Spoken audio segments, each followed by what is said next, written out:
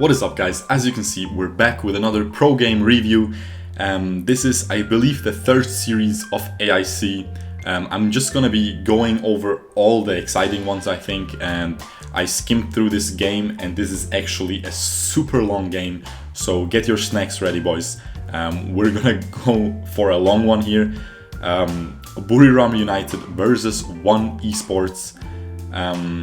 Yeah, the game goes on for incredibly long. You can already see by the YouTube time that is shown at the bottom. Like, it's just a huge back and forth, guys. And yeah, it seems like a very exciting game to watch. Also, on left side we have the Florentino with the Purify in the top lane. Interestingly enough, not banned so far. Very often banned at this AIC, very strong hero. Then we have on Buriram's side Kriknak in the jungle, a Darcy mid lane actually, Telenas as marksman, and a Thane support, which is very interesting. We haven't seen that a lot so far, and he's already bringing the flicker, so I hope he's gonna do some nice S1 flicker plays. If you guys didn't know, if you S1 a Thane and then use the flicker, you can extend it, so it is really cool. And on the right hand side you can see 4 Devil's Awakenings, really strong enchantment, needless to say right now. And they have the Roxy top lane, Chi in the jungle, which is going to be really exciting to watch. Let's hope he can get some nice ults off. They have the Kha'Zix again not banned this time. They have Tura once again on the Hayate, we already reviewed him. But this time he is bringing the Purify, so little spoiler, he's gonna go for a little bit of a tankier build because he didn't bring that flicker to flicker onto people and assassinate them. And then lastly we have the Ignis in the mid lane, and again Ignis mid lane, super good late game. Early game he's just a CC bot, like just stuns you for a very long time. There we go, there's continuing. Stuns you for a really long time with his chain CC, but other than that, not that much damage. Good wave clear though from the early game already. So along with the Kha'Zix, they will be able to provide a lot of CC for the Hayate and the Chi to provide the damage. Chi, of course, has very decent amount of early game damage if she's able to hit you into a wall. And with the CC that her teammates provide, it should be possible. However, the Darcy can dodge that. The Thane doesn't care about being pinned into a wall. Kriknak probably will kill someone before she can do that, or he won't even be in this place. So we'll see if the Chi will be useful this game. And I believe Florentino basically is really good against tanks because he does the percent damage, true damage on his S2. However, he went a little bit too greedy there. His death sickle got popped, ended up dying, unfortunately for him there. I want to see if I'm on the max setting. Yes, I am. Anyway, so unfortunately there he ended up being a little bit too greedy. Easy going. Ooh, he forces the flicker out of the Telenas though. They for sure timed that, so they know for the next 2 minutes they will probably try to pressure this bot lane a lot. She still has the shield enchantment and she has a Thane protecting her, but without the flicker it's gonna be relatively easy to kill her. Especially the Kha'Zix still has his flicker, so what I want to see from One, I definitely want to see them gank bot lane again and try to kill that Telenas.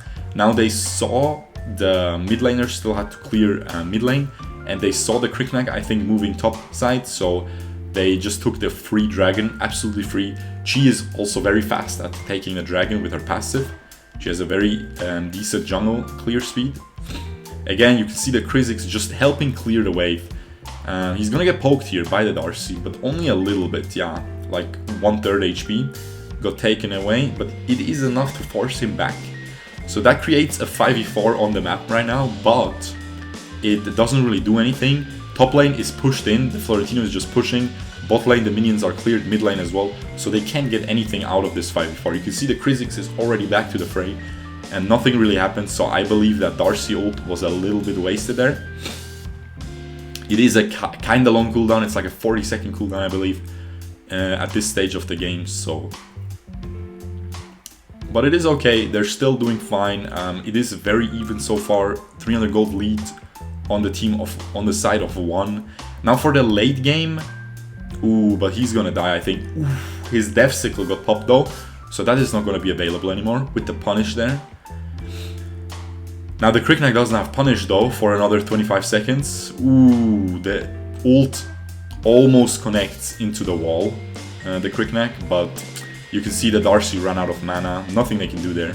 They are lacking a lot of damage, I feel like, because Chi is actually pretty tanky. Has decent base stats, you know, so...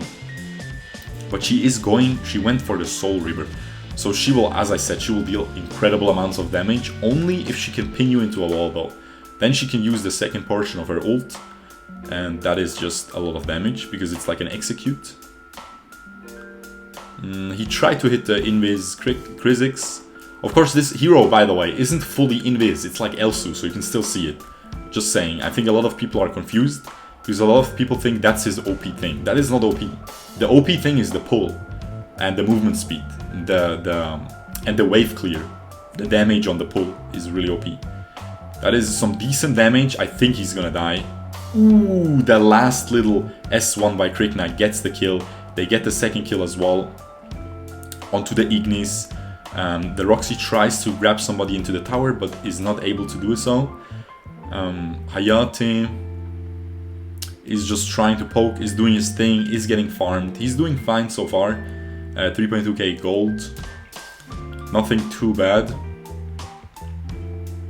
Now the mid lane is vastly exposed. They will definitely get some poke onto it. Of course, Darcy really nice at poking the tower. He can do another S1, yes, beautiful. That's exactly what he should have done. 1/3 tower HP left. One more wave hitting the tower, and Darcy doing 2 more S1s onto it is gonna be the tower down. So that, of course, as I always say, mid lane tower opens up the whole map. So definitely gotta watch out if you're on one side now. For that, again, Darcy ult is just used for poking a lot. It is not bad, because it poked the Chi, and the Chi is like half HP now, and she really has to go deep into fights, so you don't want to start a fight when you're half HP. The Thane was a little bit too greedy. He went a little bit too far, and now the Kriknak gets caught as well. Is able to escape though. What is the cooldown on that pull? Oh, beautiful, okay. Now, you see here, that is a little bit confusing. You can see the Krizix uses S1. Oh, because he uses ult with the Devil's Awakening. Yeah, that's actually incredibly broken. You can see him use 2 S1s there in a row, or 2 pulls, I think it's the S1. Beautiful little pickup there. Kriknak went way too far there. Yeah, both of them just made a silly mistake, went a little bit too far. But yeah, and she overextended as well. Her Death Sickle got popped too, but she got almost the full tower. So it might even be worth it. The dragon is not up, so red team can't really get anything for Talana's over-aggression. Maybe they can get the top tower actually, if Darcy is not able to defend. And Darcy is getting yeah, exactly. I was gonna say just ult over the wall, because you have to defend that tower, and that Chi is just blocking your way. You have to ult over the wall, you have to waste it to teleport, to be quick enough to clear the wave. But he did, and it was worth for sure. That was very well played.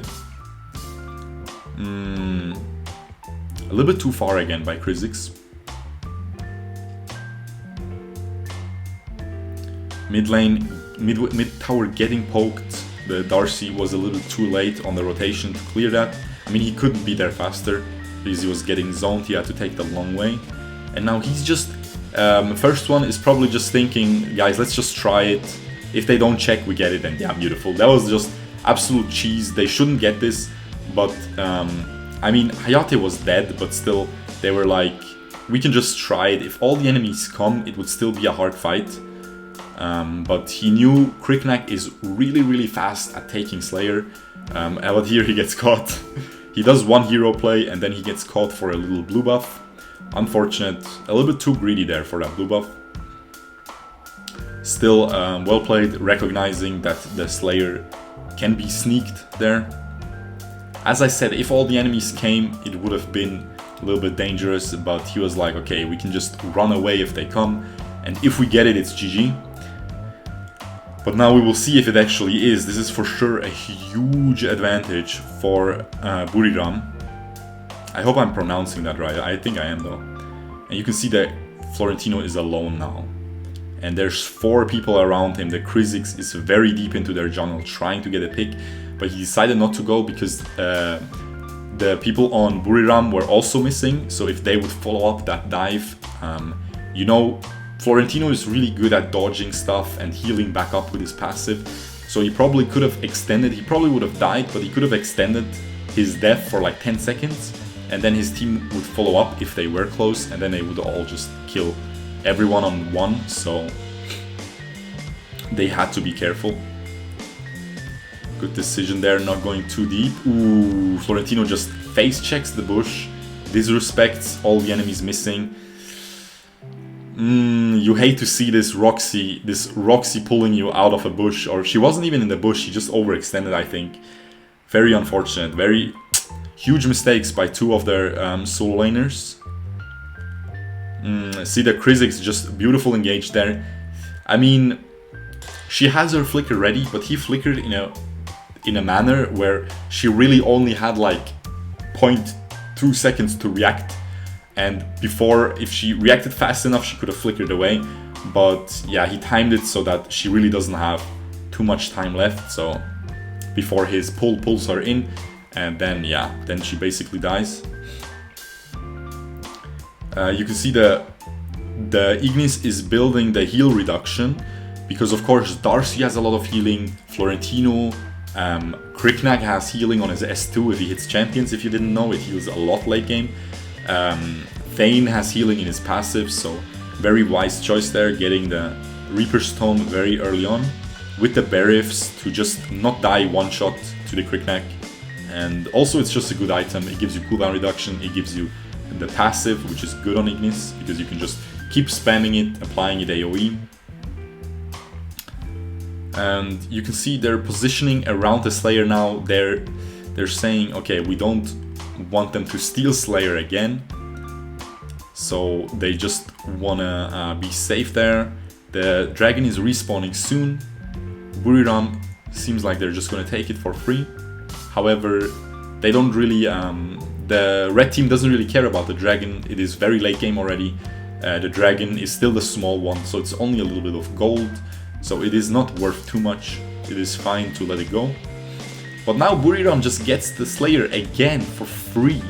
And I really feel like if you saw the Roxy's positioning, she was around the blue buff on the red side of the map, is just a little bit too far away from that huge objective, because they really don't have anyone else who can face check. Kha'Zix is a very, very squishy support, especially with that build. You can see by his build, he just wants to maximize cooldown reduction, so he can S1, flicker in, pull everyone together, ult, S1 again, right? And then pull everyone together again and do a ton of damage, or a decent amount. But you can see a team fight breaking out. They dive, Buriram ends up diving the red team so deep. But they are only able to get 2, however they don't lose anyone. They still have half HP left on the dragon. They get a tower, they get a second tier 2 tower. And now pretty much only the top lane tier 2 tower is left for 1. And yeah.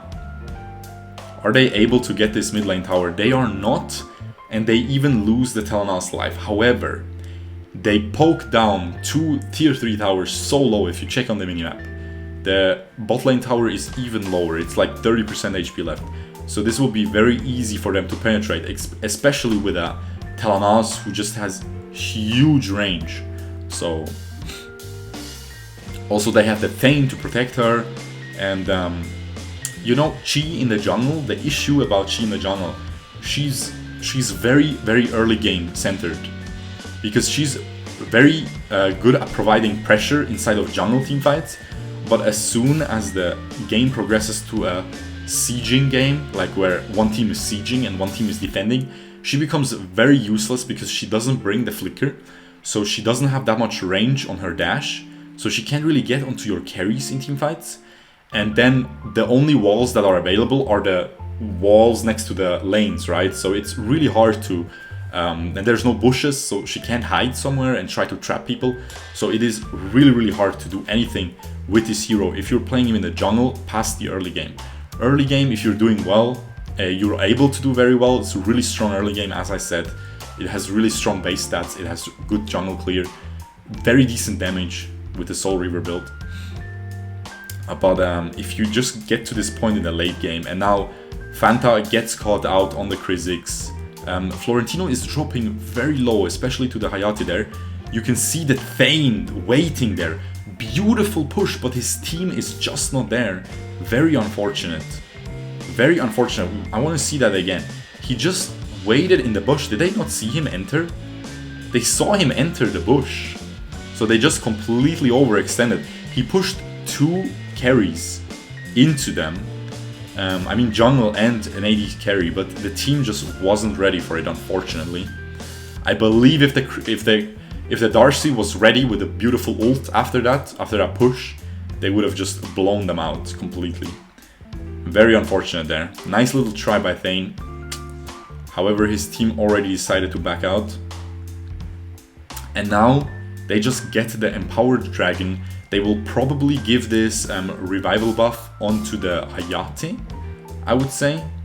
Yes, they are. And now it's just gonna be really, really hard. It's gonna be really hard for Buriram. The gold is even. However, the damage bonus buff, the bonus damage buff on the dragon is just absolutely crazy.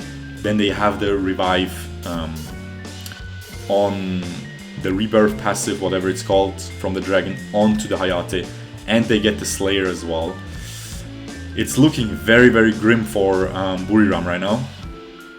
But you can already see it's not over yet, as you saw at the YouTube time, right? This video is gonna be like 26 minutes or something. So yeah, it is still... Darcy built some lifesteal. I really like lifesteal on Darcy. He does so much damage that just every little S1 heals him for like half HP with the Reyas. So it is definitely a decent item to build. And the only thing he's waiting to complete is Staff of Nul, and then he'll be fully juiced. He will do a ton of damage to everyone at that point, even to the tanks. And he will pretty much one-shot the Ignis. However, the Ignis has Arctic Orb. So yeah. He can just nullify all the Darcy damage if he times it well. They have to back out here. They were trying to push out the top wave and clear out the dragon. However, they were not able to. Shenyu gets caught though on his Chi jungle. Gets a good ult off, but has to retreat. His team was not close enough. I mean, he got caught out. His team was in a good position. He wasn't. And yeah, and he went full AD actually. If you look at it, he went Soul Reaver, Rank Breaker, Omni Arms into the Hercules, and he's gonna finish with the Blade of Eternity, I assume. And that is just so much damage, but as I said, you just won't get to deal the damage. I feel like if you go jungle Chi, you should build her like a bruiser and try to peel for your ADC. That is what he should be doing. Peel for his Ignis. His ADC doesn't need peel. His ADC jumps into the teamfight himself, but the Ignis needs some peel, and I feel like as long as they protect this Ignis, they will have permanent stuns. You can see the Hayate is doing so much work again. The Roxy is going very deep, however not able to get anyone. With her ult, of course, that was already used, so not much she could do there. And now the bot lane tower is just casually dropping to the minion wave.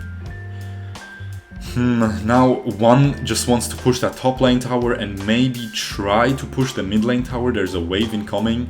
They will try to poke top a little bit, not able to, they already give it up. They try to instead focus on that mid lane. However, the Darcy wave clear is just really strong. Roxy goes in, tries to distract the enemies, loses her Blade of Eternity, but for that they gain the tower, which is in my opinion worth.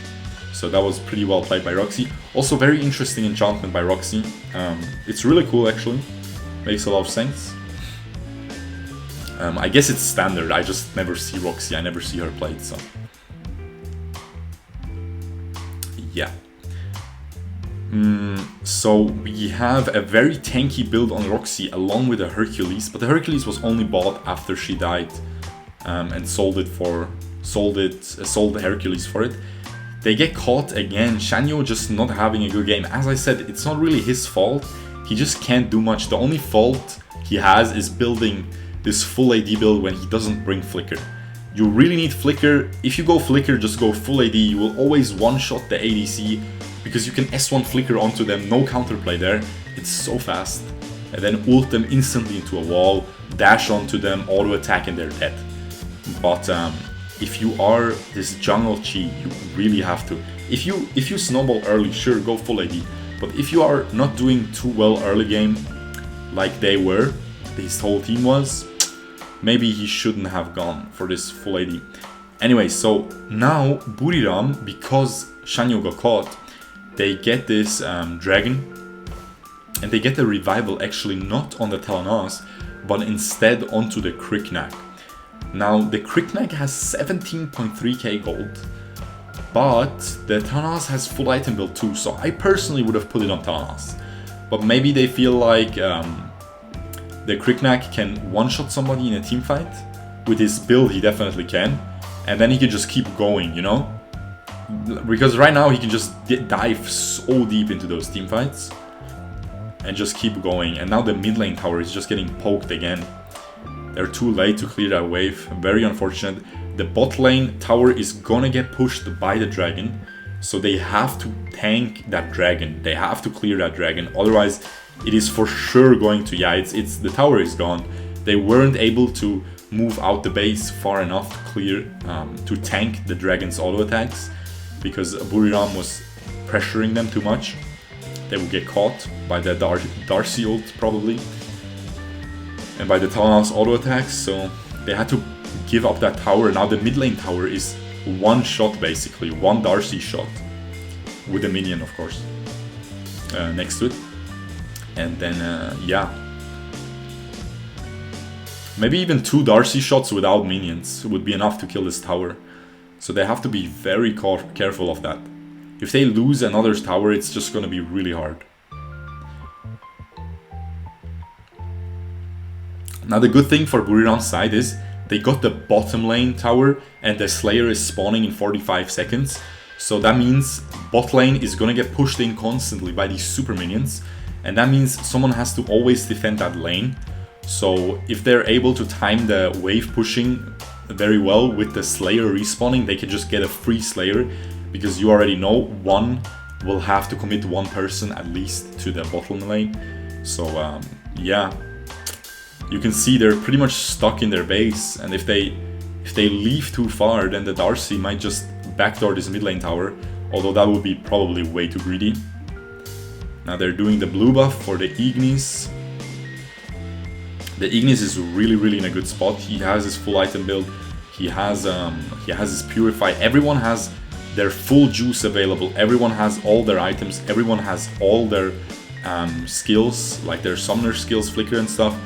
So yeah, we'll see. This will be a very interesting team fight. This next team fight will most likely decide the game. And you can see red team is pushing out really far out of their base and trying to just catch somebody here. But if they get seen, it will all be for naught. So they have to be very careful. They're doing a cheeky play with the Kha'Zix ult. But I think they were seen. Yeah, I think Buriram saw them. And now Buriram sees this huge minion wave top lane. If you look at the minimap, you can see a lot of blue dots. They're just trying to push that. However, they are going back. They are just porting back.